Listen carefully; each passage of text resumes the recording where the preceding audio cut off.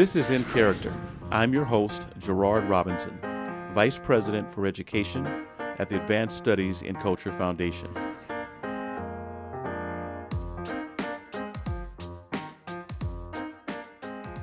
Hello, my name is Gerard Robinson. I am the host of In Character, and I'm joined by Elizabeth.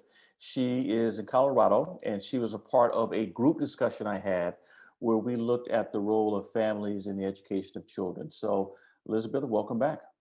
Thank you very much for having me. So, for those who have yet to hear the group conversation, got two general questions for you. The first question is, how do educators play a role in engaging parents into the learning culture of your school?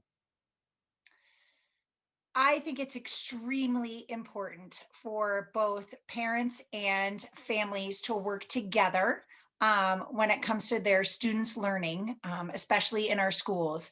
And I always say it's a partnership. It's not just the teacher in the classroom teaching the kids and then the kids go home. It's actually a partnership with the families. And what I mean by a partnership, it's not just a one-way partnership with the teachers send information home and things have to get done, but it goes both ways, where parents also reach out to teachers and say, hey, this is what my kids are struggling with, or do you have any ideas how you can help me with this? And so that way the teacher and the parents or guardians, depending who is in the household, can work together in order to ensure a student is learning.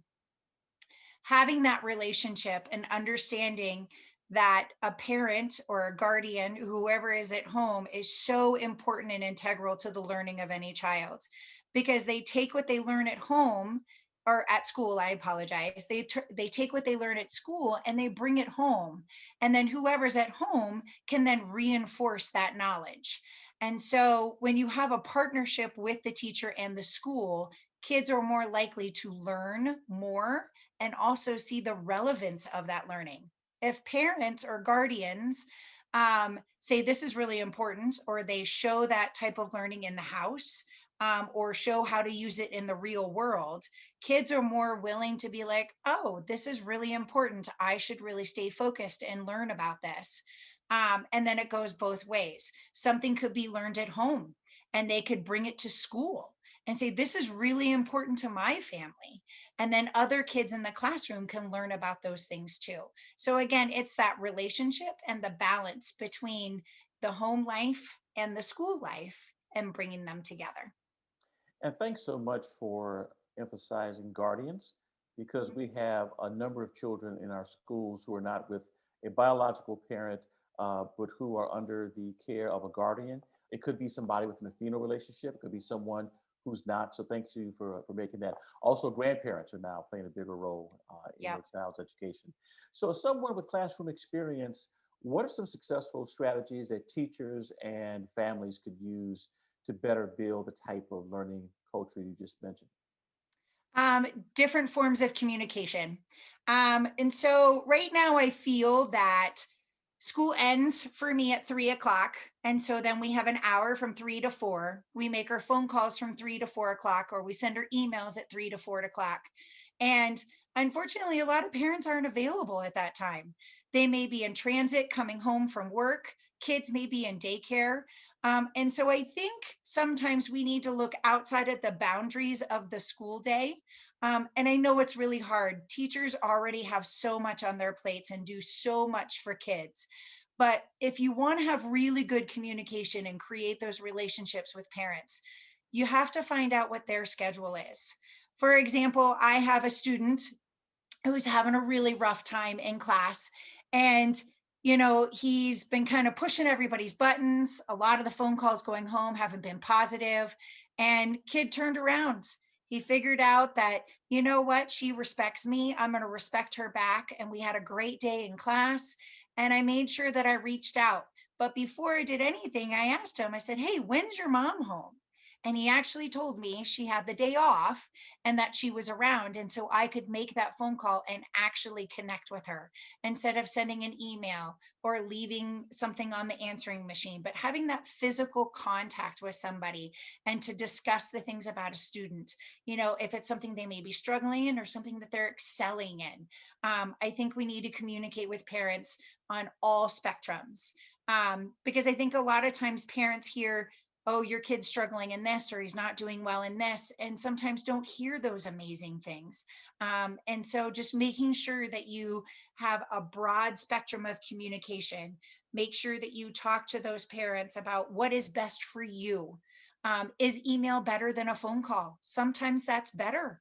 And then you're already creating that relationship of trust because you've shown that you cared and that you want to be able to communicate with those parents. So that is an amazing strategy. Another strategy is sometimes working with the student, creating that communication. I've done that with some of my elementary school kids where they sit down next to me and either we make the phone call together or we create the email together, so that it's a kind of a student teacher relationship and then sending it on the way to the parents so that everybody is involved in that communication. So those are two strategies that I like to use. And communication is so important. And you talked about the diversity of pathways, text, email, personal conversation. Well, with COVID-19, a number of school systems have done a number of things, in person, hybrid, all virtual. Talk to us about your current teaching situation and how are you using the strategies you just shared? Well, it's actually quite interesting because I have a lot of parents that are joining my classroom, which I have never had before with some of my remote kids. And sometimes the communication comes one on one during those Zooms or Google Chats, which can be a little tedious sometimes. And so you do have to set some groundwork at the very beginning, allowing parents to understand when it's appropriate and when it's not appropriate. I always leave time at the end of my Zooms to allow parents, if they have questions or concerns, to be able to have a one on one conversation with me at the end of the Zoom when the kids have taken off to go do their asynchronous learning, um, which I've never been able to do before. I've never been able to give kids an activity, go do it, and then actually have a face to face conversation with a parent that says, so and so is really struggling with a certain skill. Do you have other activities that we would be able to supplement so that they can get better at those skills? Or I don't get this technology thing. You put a flip grid in there and I don't know how to do it. So that would be the time for me to really help with those parents, walk them through, and really figure out best ways to support their kids. Um, Otherwise, my in-person kids, I've kind of done the same thing. I feel like there's a lot more communication today. And I think that's because as teachers, we're hyper vigilant about kids. We're not only worried about what they're learning skill wise and curriculum wise, but we're really, really, really in tune to their social emotional learning right now, because it's a stressful time for everyone. The stress is coming from home, the stress is coming from the teachers, the stress is coming from the students, and that kind of compiles. And so I feel like I'm having more communication today than I have before with a lot of parents in my community because we're looking out for these kids. We're just hyper vigilant and really trying to make sure these kids are okay and that they are moving forward and that they're being successful at the best that they can and taking care of those needs. You provide a wonderful example of how, in the midst of the tragedy we call COVID-19, how the parents are now part of your learning community, and that's been Mhm. one of the spillover effects, and hopefully that will stay in place. Before we close, is there something else you want to share with us as relates to this topic? Um, Personally, as a physical education teacher here in Colorado, not only do we have a pandemic about COVID, but we have an obesity, and a health wise for children growing up in today's culture.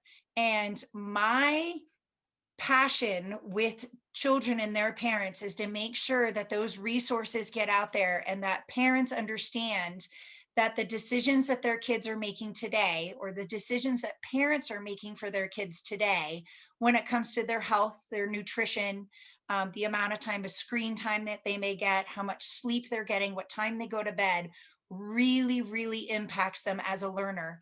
And if they can get those healthy habits in place now, then these kids are going to succeed when they get older and into adulthood. And really just fostering those relationships with parents, not only teaching kids, but teaching parents at the same time. You know, technology is a wonderful tool, but how much technology really should be a part of your kid's life? You know, what is a healthy amount? What is not a healthy amount? And really figuring that balance out based on families and what their needs are. And so that communication piece with me is so important, because it not only impacts kids and parents, but it's going to impact them in the future too.